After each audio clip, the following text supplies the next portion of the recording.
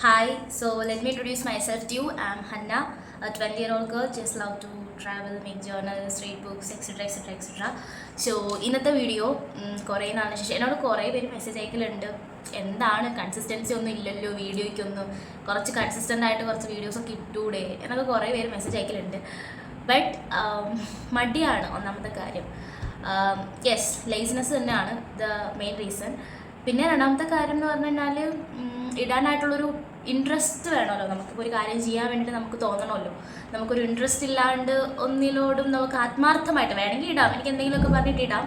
But ഇടി വെട്ടുന്ന guys ഇവിടെ. നിങ്ങളുടെ അവിടെയൊക്കെ മഴയൊക്കെ ഉണ്ടോ? ഇത്രയും നാൾ ഭയങ്കര ചൂടായിരുന്നു, ഇപ്പം മഴയൊക്കെ ആകും എന്നൊക്കെ ഇങ്ങനെ പറയുന്നു. സോ എന്താ ബാക്ക്ഗ്രൗണ്ട് നോയ്സസ് ഒക്കെ ഇത് ചെയ്യുന്നുണ്ടെങ്കിൽ സോറി കേട്ടോ, മാറ്റർ ചെയ്യുന്നുണ്ടെങ്കിൽ ഓക്കെ. അപ്പം എന്തെങ്കിലുമൊക്കെ പറഞ്ഞിട്ട് ഇടാൻ പറ്റത്തില്ലല്ലോ. എന്തെങ്കിലും കുറച്ച് ഇൻട്രസ്റ്റിംഗ് ആയിട്ട് എന്തെങ്കിലുമൊക്കെ വേണ്ടേ. അപ്പോൾ എനിക്ക് എൻ്റെ ലൈഫ് പോലും ഒട്ടും ഇൻട്രസ്റ്റിംഗ് ആയിട്ട് തോന്നുന്നില്ല. അപ്പോൾ അതുകൊണ്ട് ഞാൻ വിചാരിച്ചു ഓക്കെ, മൂഡ് വരുമ്പം അല്ലെങ്കിൽ തോന്നുമ്പം ചെയ്യാമെന്ന് വിചാരിച്ചു. ആൻഡ് ഇന്നെന്തോ എനിക്ക് ഒരു പോസിറ്റീവ് ഡേ ആയിട്ട് ഫീൽ ചെയ്തു. സോ ഞാൻ ഇപ്പം ഒരു മാരേജ് ഉണ്ടായിരുന്നു, അപ്പോൾ അതൊക്കെ കഴിഞ്ഞിട്ട് വന്നിരിക്കുക, എൻ്റെ ഡ്രസ്സൊക്കെ കണ്ടു. സോ ഇന്ന് ഞാൻ വിചാരിച്ചു ഓക്കെ, പിന്നെ എന്തായാലും അത്യാവശ്യം നല്ല ഇൻട്രസ്റ്റ് തോന്നിയ ദിവസമാണല്ലോ. അപ്പം എൻ്റെ ഒരു കുഞ്ഞ് ലൈഫ് സ്റ്റോറി എന്ന് പറയാൻ പറ്റൂല എങ്കിലും ഒരു മെയിൻ കണ്ടൻ്റായിട്ട് നമുക്കൊരു മൈ നീഡ് സ്റ്റോറി എന്ന് വേണമെങ്കിൽ പറയാം. Okay, need exam. ഓക്കെ, അപ്പം അത് വേണമെങ്കിൽ നമുക്ക് പറയാം. കാരണം എനിക്ക് ആഗ്രഹം ഉണ്ടായിരുന്നു കുറേ നാളുകൊണ്ട്, ഞാൻ കുറേ പേര് എന്നോട് ചോദിക്കുന്നുണ്ട്. അതിലുപരി കുറേ നാളുകൊണ്ട് ഞാൻ വിചാരിക്കുന്നു ഓക്കെ എൻ്റെ നീഡ് സ്റ്റോറി ഒന്ന് പറഞ്ഞാൽ കൊള്ളാമെന്നുണ്ട്. ബട്ട് നീഡ് സ്റ്റോറി എനിക്ക് ഡയറക്റ്റായിട്ട് പറയാൻ പറ്റത്തില്ല. എനിക്ക് തോന്നുന്നു എല്ലാവർക്കും അറിയാവുന്ന പോലെ, എല്ലാവർക്കും അല്ല, എന്നെ ആർക്കും അറിയില്ലെന്നത് എനിക്കറിയില്ല, ബട്ട് എന്നെ അറിയാവുന്നവർക്ക് അറിയായിരിക്കും. എന്താ, ഞാൻ റിപ്പീറ്റർ ആയിരുന്നു. 2 years നീറ്റിന് വേണ്ടിയിട്ട് കൊടുത്തു. But unfortunately I couldn't crack NEET. Okay, I couldn't crack MBBS. Okay, so NEET സ്റ്റോറിയിലോട്ട് ഡയറക്റ്റ് വരാൻ പറ്റത്തില്ലല്ലോ. അപ്പം നീറ്റിനെ പറ്റിയിട്ട് പറയണമെങ്കിൽ കുറേ വർഷം മുന്നോട്ട് പോകേണ്ടി വരും. അപ്പം നിങ്ങൾ ചോദിക്കും എന്താ കുറേ വർഷം ഫൗണ്ടേഷൻ മുതൽ പഠിക്കണ്ടോ? അങ്ങനെയൊന്നുമല്ല. ഈ ആഗ്രഹം എങ്ങനെ വന്നതെന്ന് അറിയട്ടെ. സോ ഈ ആഗ്രഹം വന്നത് എൻ്റെ ഫസ്റ്റ് സ്റ്റാൻഡേർഡിലാണ്. അപ്പം നിങ്ങൾ വിചാരിക്കും വെറുതെ പറയുന്നതാണ്. ബട്ട് നോ, സത്യാവസ്ഥ അതാണ്. എനിക്ക് ഡോക്ടർ ആവണമെന്ന് എൻ്റെ മനസ്സിൽ തോന്നിയിട്ടുള്ളത്, അല്ലെങ്കിൽ എനിക്ക് എൻ്റെ മനസ്സിൽ ആ ഒരു ആഗ്രഹം വന്നത് എൻ്റെ ഫസ്റ്റ് സ്റ്റാൻഡേർഡിലാണ്. സിൻസ് ചൈൽഡ്ഹുഡ് എന്നൊക്കെ നമ്മൾ പറയത്തില്ലേ, ഞാൻ പറഞ്ഞിട്ടില്ലേ സിൻസ് ചൈൽഡ്ഹുഡ് ആണെന്ന്. വിച്ച് മീൻസ് എൻ്റെ ഫസ്റ്റ് സ്റ്റാൻഡേർഡ് മുതലാണ്. എനിക്ക് ഫസ്റ്റ് സ്റ്റാൻഡേർഡിൽ വൂപ്പിംഗ് കഫ് എന്ന് പറഞ്ഞൊരു കഫ് വന്നിട്ടുണ്ടായിരുന്നു. ആൻഡ് എൻ്റെ ആ ഒരു ഫസ്റ്റ് സ്റ്റാൻഡേർഡിലെ ലാസ്റ്റ് എക്സാം ടൈമൊക്കെ ആയപ്പോഴാണ് ആ ഒരു കഫ് വരുന്നത്. ആൻഡ് ആ കഫ് വന്നു കഴിഞ്ഞാൽ ചുമച്ച് വൊമിറ്റ് ചെയ്ത്, എന്ന് വെച്ചാൽ കഫ് ചെയ്ത് വൊമിറ്റ് ചെയ്ത് കളയുന്നതിന് വരെ ആ കഫ് ഇങ്ങനെ നിൽക്കും. ഓക്കെ, അത് മാറൂല. വൊമിറ്റ് ചെയ്ത് ഒരുമാതിരി സലൈവയൊക്കെ ആയിട്ട് ഭയങ്കര ബുദ്ധിമുട്ടാണ്. ആ കഫ് വന്നു കഴിഞ്ഞാൽ ഐസൊക്കെ ഇങ്ങനെ ബൾജ് ചെയ്ത് ഒരുമാതിരത്തെ ഒരു അവസ്ഥയാണ്. സോ അങ്ങനെ കുറേ ഹോസ്പിറ്റൽസ് കയറി ഇറങ്ങേണ്ടി വന്നു. ആൻഡ് ആ കയറി ഇറങ്ങലിലാണ് എൻ്റെ ഡോക്ടർ ആകണം എന്നുള്ളൊരു സ്വപ്നം എൻ്റെ മനസ്സിൽ വരുന്നത്. അപ്പോൾ ഒന്ന് ആലോചിച്ച് നോക്കേ, ഒരു കുഞ്ഞു മനസ്സിൽ അല്ലേ, അത്രയും പ്രായം കുറഞ്ഞൊരു കുഞ്ഞു മനസ്സിൽ ആ ഒരു ആഗ്രഹം വരുന്നു. ആ ഒരു ആഗ്രഹം വർഷങ്ങൾക്കിപ്പുറവും, അല്ലെങ്കിൽ അത് ഓക്കെ ആ ഒരു ടൈം ആയപ്പോൾ പോലും ആ ആഗ്രഹം മനസ്സിൽ നിന്ന് പോകാണ്ട് നിൽക്കുന്നു. അതിന് വേണ്ടിയിട്ട് കുറേ ഫൈറ്റ് ചെയ്യുന്നു, അതിന് വേണ്ടിയിട്ട് കുറേ കരയുന്നു, അതെനിക്ക് വേണം എന്നുള്ളൊരു വാശിയാകുന്നു. സോ അതൊക്കെ എന്താ പറയുക, ഞാൻ ആലോചിച്ച് നോക്കുമ്പോഴത്തേനും എനിക്ക് ഇപ്പം ഭയങ്കരമായിട്ട് ഇൻട്രസ്റ്റിങ് തോന്നുന്നുണ്ട്. എൻ്റെ സ്റ്റോറി എനിക്ക് ഭയങ്കരമായിട്ട് ഇൻട്രസ്റ്റ് തോന്നുന്നുണ്ട്. നിങ്ങൾക്ക് എത്രത്തോളം ഇത് ഒരു ഇൻട്രസ്റ്റ് തോന്നുന്നു, അല്ലെങ്കിൽ ഈ ഒരു സ്റ്റോറി എത്രത്തോളം ഭയങ്കരമായിട്ടും എന്താണ് ആ ഒരു ഇമ്പാക്റ്റ് എത്രത്തോളം നിങ്ങൾക്ക് കിട്ടും എന്ന് എനിക്കറിയില്ല. ബട്ട് ഞാൻ എൻ്റെ കാര്യം പറയാം. എനിക്കിപ്പോൾ ആലോചിക്കുമ്പോൾ ഭയങ്കരമായിട്ട് ഇൻട്രസ്റ്റ് തോന്നുന്നുണ്ട് എൻ്റെ സ്റ്റോറി. സോ അങ്ങനെ ഫസ്റ്റ് സ്റ്റാൻഡേർഡിൽ അങ്ങനെ കുറേ ഹോസ്പിറ്റൽസിൽ കയറി ഇറങ്ങുന്നു. ആൻഡ് കുറേ ഇഞ്ചെക്ഷൻസ് എടുക്കുന്നു. ഒന്നും സെറ്റാകുന്നു. എനിക്ക് ഇഞ്ചെക്ഷനൊന്നും പേടിയില്ല കേട്ടോ. ഇഞ്ചെക്ഷനൊന്നും ഞാൻ കാര്യത്തില്ല. ഞാനിങ്ങനെ ഡോക്ടർ വരുമ്പോൾ ഇങ്ങനെ ചോദിക്കും, ഡോക്ടർ ഇങ്ങനെ ഇഞ്ചെക്ഷൻ ഇല്ലേ എന്ന് ഞാൻ ചോദിക്കുമായിരുന്നു. കുറേ നേഴ്സസ്, നല്ല നല്ല നേഴ്സസ് കളിക്കുടക്ക മേടിച്ച് തരുന്നു, കുറേ സ്വീറ്റ്സ് മേടിച്ച് തരുന്നു. അങ്ങനെ ഒരു 1 to 2 weeks ഒരു ഹോസ്പിറ്റലിൽ കിടക്കുന്നു, മാറ്റമൊന്നുമില്ല. അങ്ങനെ വേറെ ഹോസ്പിറ്റലിൽ പോകുന്നു. ലാസ്റ്റ് ഒരു ഡോക്ടറിനെ കണ്ടു. ആൻഡ് ആ ഡോക്ടർ തന്ന മെഡിസിനിലാണ് എൻ്റെ ആ ഒരു എന്താ പറയുക, ആ ഒരു ഇത് മാറിയത്. ആ ഒരു കഫും കാര്യങ്ങളൊക്കെ മാറി പൂർണ്ണമായിട്ട് ഞാൻ വന്നത്. And yes, the interesting part is that ആ ഫസ്റ്റ് സ്റ്റാൻഡേർഡിൽ എന്നോട് പ്രിൻസിപ്പലും ടീച്ചേഴ്സും ഒക്കെ പറഞ്ഞു, ഉമ്മിനോട് പറഞ്ഞു എക്സാം എഴുതിപ്പിക്കേണ്ട, കുഴപ്പമില്ല. ബിക്കോസ് അതിന് മുമ്പുള്ള ടേം എക്സാംസിനൊക്കെ എനിക്ക് ഫസ്റ്റ് റാങ്ക് ഒക്കെ ആയിരുന്നു, സെക്കൻഡ് റാങ്ക്, ഫസ്റ്റ് റാങ്ക് അങ്ങനെയൊക്കെ ആയിരുന്നു. സോ പറഞ്ഞു ഓക്കെ കുഴപ്പമില്ല, സീനില്ല, എഴുതിപ്പിക്കേണ്ട, ഇനിയിപ്പോൾ ഇങ്ങനത്തെ ഒരു അസുഖമായുണ്ടല്ലേ കുഴപ്പമില്ല എന്ന് പറഞ്ഞു. ബട്ട് എനിക്ക് ഭയങ്കര വാശിയായിരുന്നു എക്സാം എഴുതണം എന്ന്. ഫസ്റ്റ് സ്റ്റാൻഡേർഡിൽ എനിക്ക് ഭയങ്കര വാശിയായിരുന്നു എനിക്ക് എക്സാം എഴുതണം എന്ന്. ആൻഡ് ആ എക്സാം എഴുതി, ആനുവൽ എക്സാം എഴുതി. And did you believe that guys, I got first rank in that exam too. എനിക്കാകെ എത്ര മാർക്സാണ് അത്, ആ മാർക്ക് ഷീറ്റൊക്കെ പറ്റുകയാണെങ്കിൽ ഞാൻ കാണിച്ചു തരാം കേട്ടോ വേറൊരു വീഡിയോയിൽ. അത് ഞാൻ വേറൊരു മൈ സ്കൂൾ മെമ്മറി എന്നൊക്കെ പറഞ്ഞൊരു വീഡിയോ ചെയ്യാം. ആൻഡ് യെസ്, അപ്പോൾ ഫസ്റ്റ് റാങ്ക് കിട്ടി. അപ്പോൾ ആ ഒരു ടൈമിൽ തന്നെ ഞാൻ ഭയങ്കര ബോൾഡായിരുന്നു.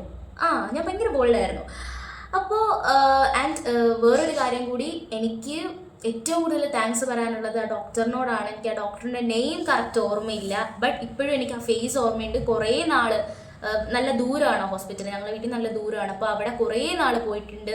ആൻഡ് എപ്പോഴും ഡോക്ടറിനെ കാണുമ്പോൾ ഭയങ്കര സന്തോഷമായിരുന്നു. ആൻഡ് എനിക്ക് നെയിം ഓർമ്മയില്ല, ബട്ട് ഇപ്പോഴും എൻ്റെ മനസ്സിലും എൻ്റെ ഉമ്മയുടെ മനസ്സിലൊക്കെ ഒരു എന്താ പറയുക, വലിയൊരു മനുഷ്യൻ എന്നൊരു നിലയിലാണ് ആ ഡോക്ടർ ഉള്ളത്. സോ അങ്ങനെ അപ്പോഴാണ് വന്നത്. അപ്പം നമ്മളിപ്പോൾ പണ്ടെപ്പോഴും പറയല്ലോ, ഓക്കെ എനിക്ക് പോലീസാവണം, പട്ടാളത്തിൽ പോകണം, അങ്ങനത്തെ ഓരോ കുഞ്ഞു കുഞ്ഞു ആംബിഷൻസ് നമ്മൾ കുഞ്ഞിലേ പറയും. ബട്ട് ഫസ്റ്റ് സ്റ്റാൻഡേർഡിൽ ഇങ്ങനെ എനിക്കൊരു ഓക്കെ ഡോക്ടർ ആവണം. ഞാൻ ഇങ്ങനെ ചോദിക്കും, ഉമ്മി ഇതെന്താ, ഇവരെന്താ പറയുക, അപ്പോൾ ഡോക്ടർ എന്നൊക്കെ വിളിക്കുമല്ലോ, അപ്പോൾ ഇത് ഡോക്ടറാണ് ഇങ്ങനെയൊക്കെ ഉമ്മ എനിക്ക് പറഞ്ഞു തരുമായിരുന്നു. ആൻഡ് അങ്ങനെ പഠിച്ച് അത്യാവശ്യമുണ്ട്. എൻ്റെ അക്കാഡമിക്സ് ഒന്നും +2 വരെ ഒന്നും ഒരു കുഴപ്പമില്ലായിരുന്നു. അത്യാവശ്യം ഒരു എന്താ പറയുക, ഒരു എബോവ് ആവറേജ് തന്നെ ആയിരുന്നു ഞാൻ പഠിത്തത്തിൻ്റെ കാര്യത്തിൽ. അല്ലെങ്കിൽ എന്താ ഉമ്മി നല്ല തല്ല് തരും, അത് വേറൊരു കാര്യം. ഓക്കെ, അങ്ങനെ ഉമ്മിയുടെ അടുത്തുനിന്ന് പുഷുണ്ട്. കാരണം പഠിത്തത്തിൻ്റെ കാര്യത്തിൽ ഉമ്മി ഭയങ്കര സ്ട്രിക്റ്റ് ആയിരുന്നു. എൻ്റെ പേരൻസ് വാപ്പി അത്രയ്ക്ക് സ്ട്രിക്റ്റ് ഇല്ല, ബട്ട് ഉമ്മി ഭയങ്കര സ്ട്രിക്റ്റ് ആയിരുന്നു. അങ്ങനെ ഞാൻ 5th സ്റ്റാൻഡേർഡിൽ വന്നു. ഓക്കെ, 5th സ്റ്റാൻഡേർഡിൽ വരുമ്പം ഇങ്ങനെ ടീച്ചേഴ്സ് ചോദിക്കല്ലോ വാട്ട്സ് യുവർ അംബീഷൻ ഒക്കെ, എണീറ്റ് നിർത്തി എല്ലാവരുടെ അടുത്തൊക്കെ ചോദിക്കും ഫസ്റ്റ് ക്ലാസ് ഒക്കെ സ്റ്റാർട്ട് ചെയ്യുമ്പോൾ. അങ്ങനെ എൻ്റെ ഒരു മാത്സ് ടീച്ചർ എന്നോട് ഇങ്ങനെ എല്ലാവരോടും ഇങ്ങനെ ചോദിക്കുന്ന സമയത്ത് എല്ലാവരും ഇങ്ങനെ ഓരോ അംബീഷൻസ് പറയുന്നു. ആൻഡ് ഞാൻ അങ്ങനെ എൻ്റെ ഇത് വന്നപ്പോഴത്തേനും ഞാൻ എണീറ്റിട്ട് പറഞ്ഞു, teacher I want to become a ഗൾഫിലെ ഡോക്ടർ.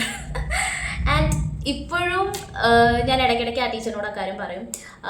അപ്പം ഈ ടീച്ചർ ഉണ്ടല്ലോ, അപ്പം ടീച്ചർ എന്നോട് പറഞ്ഞു, ഞങ്ങളൊക്കെ നിന്നെ പഠിപ്പിച്ചിട്ട് നിനക്ക് ഇവിടെ ഞങ്ങളെ ഒന്നും നോക്കണ്ട, നിനക്ക് ഗൾഫിലെ ഡോക്ടർ ആവണമല്ലേ. അപ്പം ഞാനിങ്ങനെ എനിക്ക് ഗൾഫിലെ ഡോക്ടറാണ്. അങ്ങനെ ടീച്ചറാണെങ്കിൽ അപ്പുറത്തൊക്കെ പോയി പറഞ്ഞു. അപ്പം എൻ്റെ ഫ്രണ്ട്സിനറിയാം എൻ്റെ എന്താണ് ആംബിഷൻ ഇങ്ങനെ ഗൾഫിലെ ഡോക്ടറൊക്കെയാണ്. അങ്ങനെ നമ്മൾ ഫ്രണ്ട്സൊക്കെ ആയിട്ട് ഷെയർ ചെയ്യും. അപ്പോൾ അപ്പുറത്തെ ക്ലാസ്സിൽ പോയി പറഞ്ഞു. അപ്പോൾ എൻ്റെ ഫ്രണ്ട്സൊക്കെ, അവിടെയുള്ള ഫ്രണ്ട്സൊക്കെ അവർക്ക് അപ്പോഴേ മനസ്സിലായി, ഓക്കെ ഇത് ഞാൻ തന്നെയെന്ന് അവർക്ക് മനസ്സിലായി. അങ്ങനെ 5th സ്റ്റാൻഡേർഡ് കഴിഞ്ഞു. അങ്ങനെ പയ്യെ ബട്ട് ഈ ഒരു ഡോക്ടർ എന്നൊരു അംബീഷൻ എൻ്റെ മനസ്സിൽ നിന്നും മാറിയിട്ടേ ഇല്ല. അപ്പോൾ ഇങ്ങനെ പണ്ടൊക്കെ കുഞ്ഞിലേക്ക് ഇങ്ങനെ ഇരുത്തി പഠിപ്പിക്കുന്നത് കാണുമ്പോൾ റിലേറ്റീവ്സ് ഒക്കെ ചോദിക്കും, പിന്നെ ഡോക്ടറാക്കാൻ പഠിപ്പിക്കാല്ലേ എന്ന് ഇങ്ങനെ ചോദിക്കും. അപ്പം ആ ഒരു കാര്യവും എല്ലാം കൂടി ഇങ്ങനെ മനസ്സിലിങ്ങനെ കിടന്ന് ഈ ഡോക്ടർ എന്നൊരു പ്രൊഫഷൻ, പിന്നെ ഓരോ ഹോസ്പിറ്റൽസിൽ പോകുമ്പോൾ എനിക്കറിയത്തില്ല, പഠിച്ചോ എനിക്ക് അറിഞ്ഞ് നല്ല അസുഖങ്ങൾ തരാറുണ്ട്. ആൻഡ് ഓൾമോസ്റ്റ് ഒരു മന്തിൽ ഒരു വട്ടം പോലും ഞാൻ ഹോസ്പിറ്റൽ വിസിറ്റ് ചെയ്യാതിരുന്നിട്ടില്ല ഇതുവരെ. അങ്ങനെ എപ്പോഴും ഹോസ്പിറ്റലിൽ പോകുമ്പോൾ ഡോക്ടേഴ്സിനെ കാണും. ഭയങ്കരമായിട്ടും എന്താ പറയുക, ഒരു പ്രൊഫഷനോടുള്ള ഇഷ്ടം കൂടി വരലുണ്ട്. അങ്ങനെ 10th കഴിഞ്ഞു. 10th ആണല്ലോ നമ്മുടെ ഫസ്റ്റ് പാർട്ട്. അല്ലെങ്കിൽ നമ്മളിപ്പോൾ എല്ലാവരും കുറേ വീഡിയോസിൽ ഞാൻ കാണലുണ്ട് 10th-ൻ്റെയും 12th-ൻ്റെയും മാർക്കൊക്കെ ടേണിംഗ് പോയിന്റ് ആണെന്ന് പറയുന്നത് വെറുതെ ആയിരിക്കാം. ബട്ട് നമ്മുടെ ഫസ്റ്റ് അച്ചീവ്മെൻറ്റ് എന്നൊരു നിലയിൽ 10th is the most important. എന്നെ സംബന്ധിച്ച് ഓക്കെ 10th സ്റ്റാൻഡേർഡ് ഇമ്പോർട്ടൻറ്റ് തന്നെ ആയിട്ടാണ് എനിക്ക് ഫീൽ ചെയ്തിട്ടുള്ളത്. ചില സമയത്ത് എന്തിനായിരുന്നു ഇങ്ങനെയൊക്കെ പഠിച്ച്, എന്തിനാണ് ഇത്രയൊക്കെ മാർക്ക് മേടിച്ചെന്ന് ചില ലോ പോയിന്റിൽ വിചാരിച്ചാൽ പോലും ഓക്കെ 10th +2 അതൊക്കെ നമ്മളൊരു എന്താ പറയുക, എന്തോ ഒരിതാണ്. അങ്ങനെ ഞാൻ 10th കയറി. ഓക്കെ 96% ഒക്കെ കിട്ടി ഇറങ്ങി. ടീച്ചേഴ്സൊക്കെ എന്താ പറയുക, നല്ല മോട്ടിവേഷനായിരുന്നു, കാര്യങ്ങളായിരുന്നു ടീച്ചേഴ്സ്. അങ്ങനെ +1 കയറി. അങ്ങനെ +1 കയറിയപ്പോഴും ഈ നീറ്റ് ഉണ്ട്, അല്ലെങ്കിൽ ഡോക്ടർ ആവുന്നതിന് നീറ്റ് ഉണ്ട് എന്നൊന്നും എനിക്ക് അറിയില്ലായിരുന്നു. സീരിയസ്ലി അറിയത്തില്ലായിരുന്നു.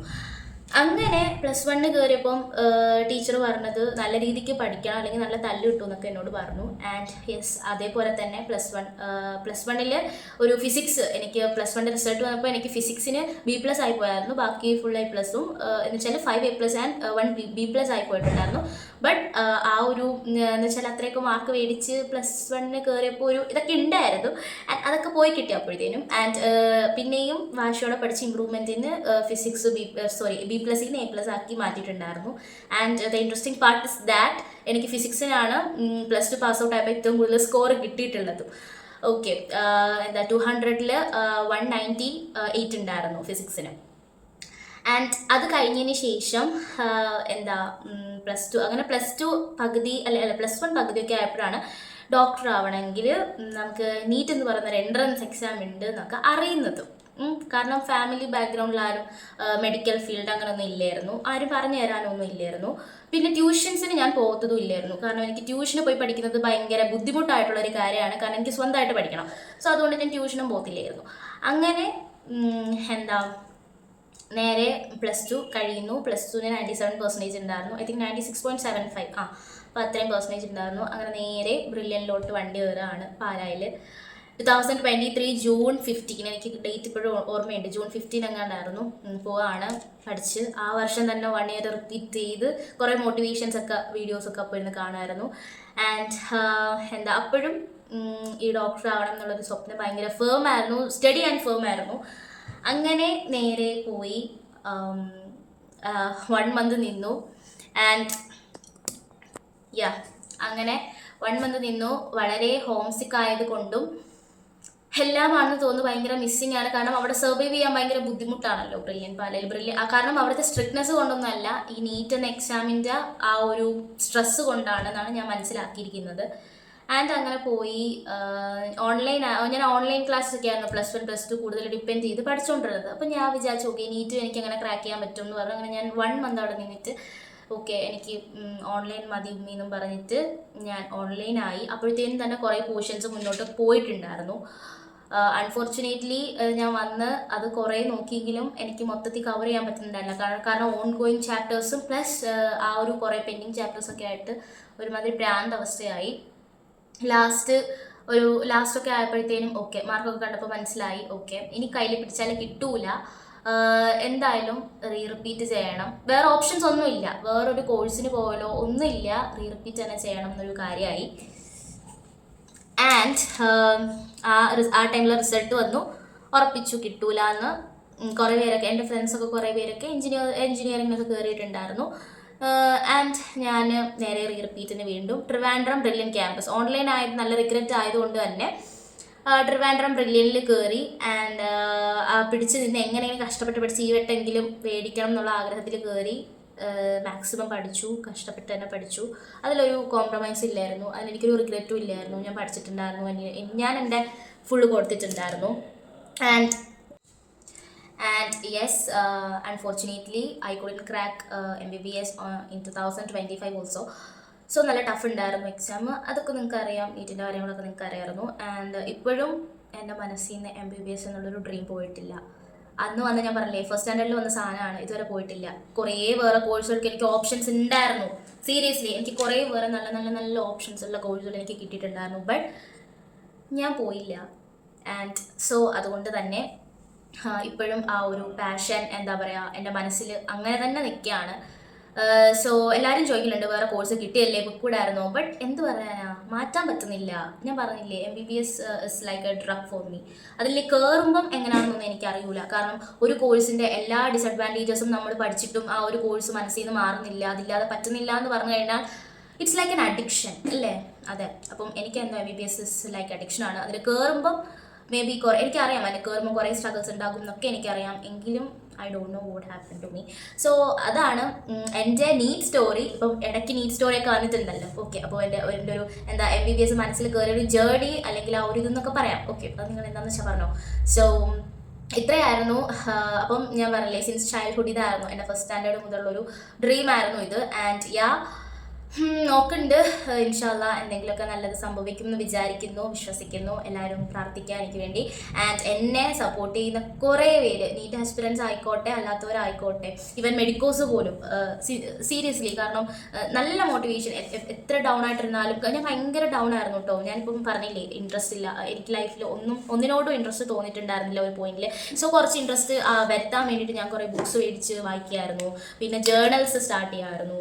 ഐ മീൻ ജേർണൽ റൈറ്റിംഗ് ഒക്കെ ഉണ്ടല്ലോ, കണ്ടില്ലേ, ഇതൊക്കെ ഞാൻ സ്റ്റാർട്ട് ചെയ്തിട്ടുണ്ടായിരുന്നു. ഒരു ഡയറി റൈറ്റിംഗ്, ജേർണൽ മേക്കിംഗ് എന്നൊക്കെ പറഞ്ഞിട്ടുള്ളൊരു സാധനം. അപ്പം ഇങ്ങനത്തെയൊക്കെ കാര്യങ്ങളൊക്കെ എന്താ എനിക്ക് നല്ല ചേഞ്ചസ് സംഭവിച്ചിട്ടുണ്ട്, നല്ല ചേഞ്ചസ് ഉണ്ടായിട്ടുണ്ട്. കാരണം വെറുതെ ഇങ്ങനെ ഇരിക്കുമ്പോഴത്തേനും നമുക്ക് പല ചിന്തകളും കാര്യങ്ങളൊക്കെ മനസ്സിൽ വരും. കാരണം ഇത്രയും നല്ലോണം പഠിച്ചു വന്നിട്ട് 2 ഇയേഴ്സ് കൊണ്ടൊന്നും അല്ലാത്ത ഒരു അവസ്ഥയിലൊക്കെ ആകുമ്പോൾ ഓഫ് കോഴ്സ് അത് അങ്ങനെ വരും. ഓക്കെ, നമ്മുടെ മൈൻഡ് ഒരു റോളർ കോസ്റ്റർ പോലല്ലേ, അപ്പം അത് എന്തായാലും ഉണ്ടാകും. സോ അങ്ങനെയൊക്കെ ആരെങ്കിലൊക്കെ ഇപ്പം ഇങ്ങനത്തെയൊക്കെ ഫീലിങ്സ് ഒക്കെ ഉണ്ടെങ്കിൽ ഒരു മടി കൂടാതെ മെസ്സേജ് അയക്കുക കേട്ടോ. എനിക്ക് കുറേ പേര് അങ്ങനെ മെസ്സേജ് അയക്കുന്നുണ്ട്. ആൻഡ് നീറ്റിന് പഠിക്കുന്നവരും ഒക്കെ സോ ഇനിയെങ്കിലും ഞാൻ കൺസിസ്റ്റൻ്റ് ആയിട്ട് വീഡിയോ ഇടാമെന്ന് പ്രോമിസ് ഒന്നും തരുന്നില്ല, but I will try my best to upload videos consistently. And ഇത്രയൊക്കെ പറയാനുള്ളൂ. ഇതായിരുന്നു എൻ്റെ ഒരു നീറ്റ് ജേർണി, അല്ലെങ്കിൽ എൻ്റെ ആഗ്രഹം, ഡ്രീം മനസ്സിൽ കയറി അന്ന് മുതൽ ഇന്ന് വരെയുള്ള കാര്യങ്ങൾ. എല്ലാ കാര്യങ്ങളൊന്നും ഷെയർ ചെയ്യാൻ പറ്റിയിട്ടില്ലെങ്കിലും ഓൾമോസ്റ്റ് ആ ഒരു ഔട്ട്ലൈൻ ഒക്കെ ഞാൻ ഷെയർ ചെയ്തിട്ടുണ്ട്. And thank you so much for supporting me, and thank you so much for hearing me. നമ്മുടെ 1K ഫാമിലി നമുക്കുണ്ട്. ആൻഡ് ഇൻസ്റ്റഗ്രാമിലും കുറേ പേര് എനിക്ക് മെസ്സേജ് അയക്കുന്നുണ്ട്. ആൻഡ് ഇത്ര പറയാനുള്ളൂ. സോ ഇറ്റ്സ് മീ ഹന്ന ഇമാം സൈനിങ് ഓഫ്. സോ അടുത്ത വീഡിയോ ആയിട്ട് നമുക്ക് വീണ്ടും കാണാം ഇൻഷാ അല്ലാഹ്. ബൈ.